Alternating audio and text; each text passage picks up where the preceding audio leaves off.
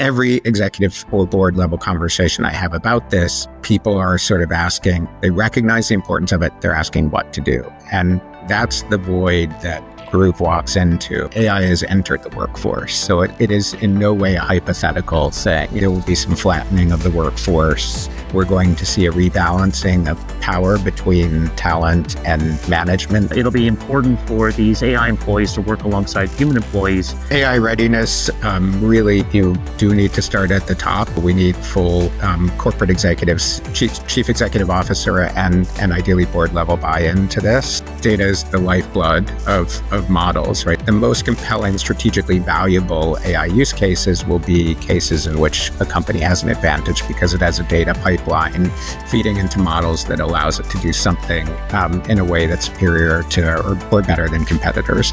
Understanding the security that you provide for that data and making sure that things like de-identification or anonymization of that data is effective so that customers are protected.